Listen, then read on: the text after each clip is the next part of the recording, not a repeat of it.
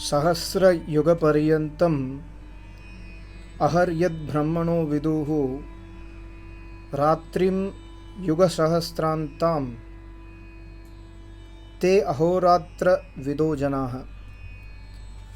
Namaste to all. This is a very beautiful shloka from Srimad Bhagwad Gita, 8th chapter, 17th shloka, where Vyas Muni is giving a very beautiful knowledge about the concept of creation and destruction. Bhagwad Gita was not written by Sri Krishna, it was written by Vyas Muni, and the knowledge written in Bhagwad Gita is Vyas Muni's knowledge. Of course, Vyas Muni was gracious enough to use Sri Krishna's name because Vyas Muni knows the value of Sri Krishna. Vyas Muni knows that Sri Krishna is a very great yogi.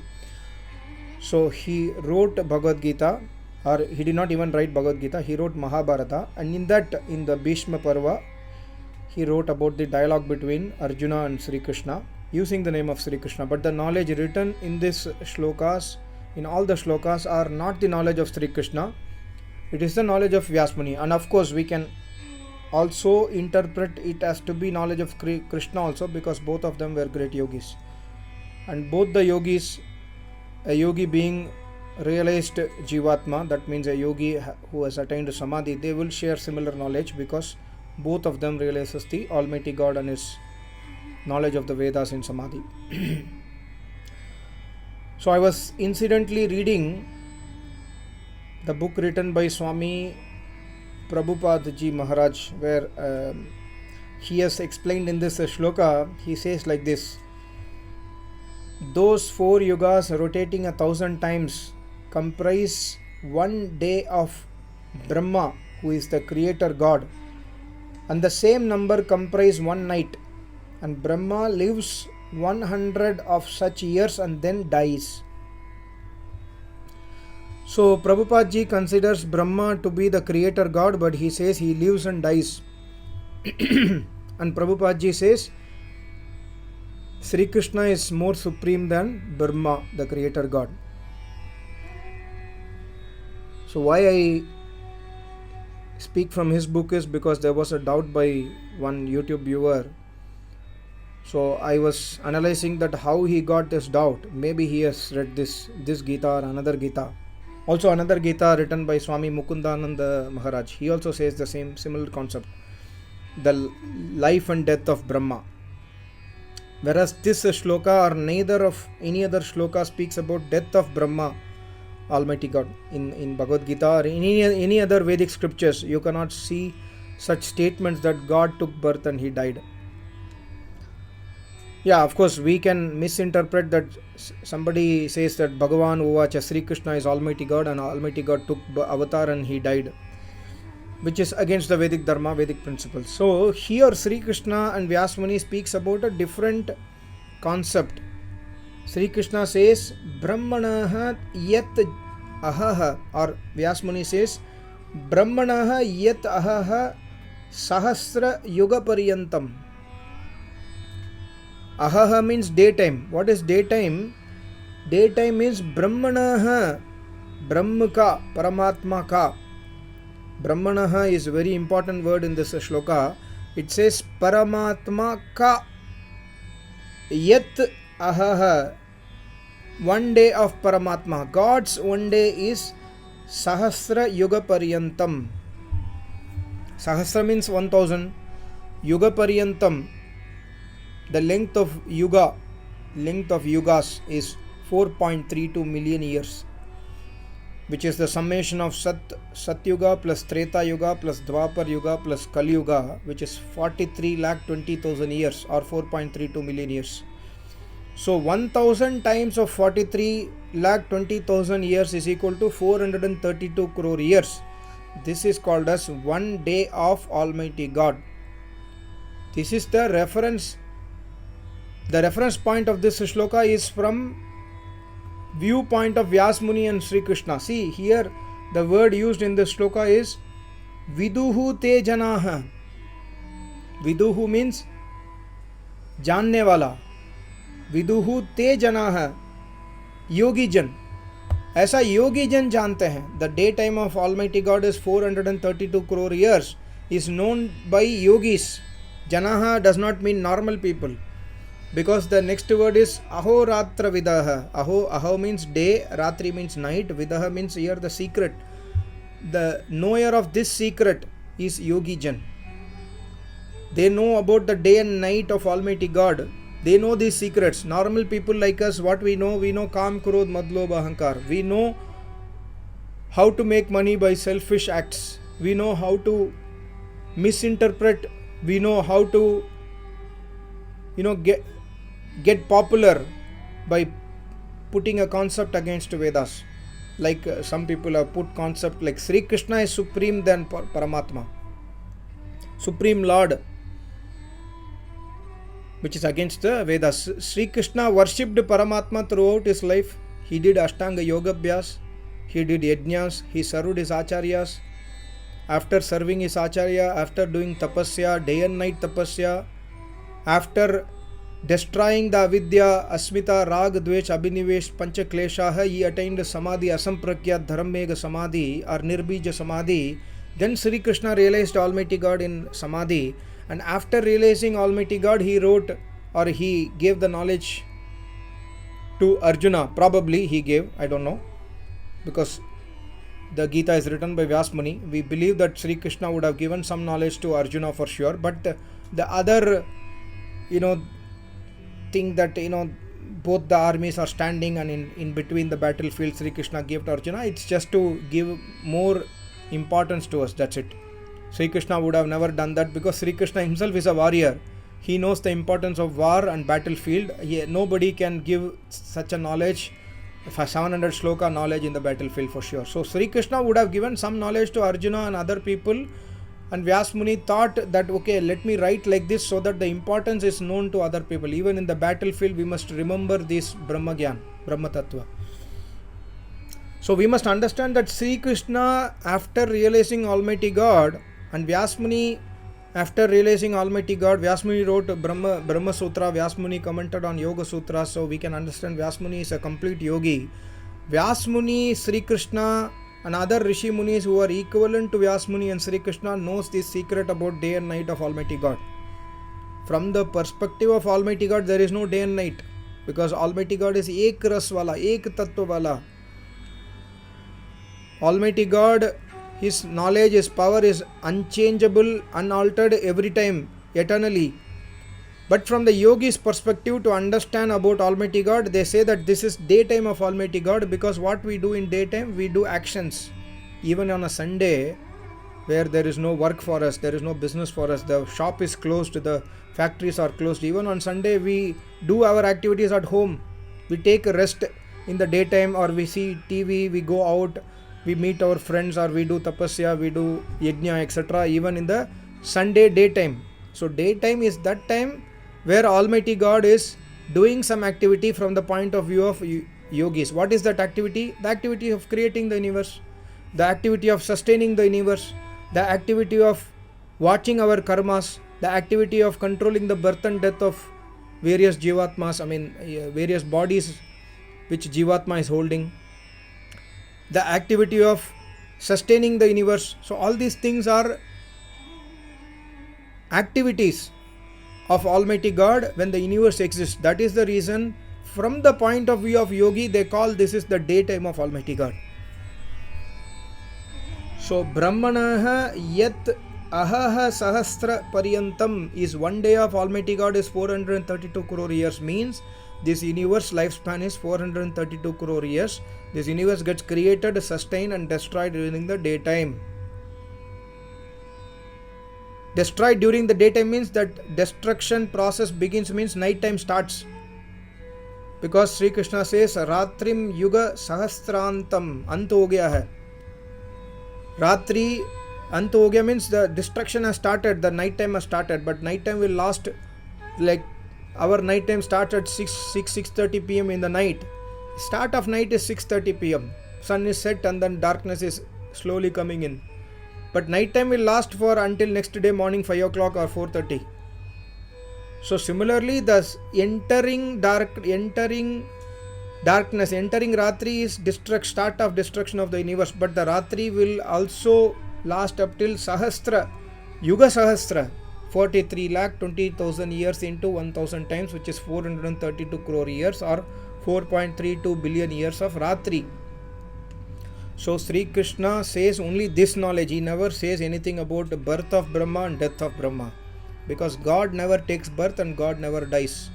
Human beings take birth. Jivatma takes birth in the human body and Jivatma leaves the human body, which is the death of the human body.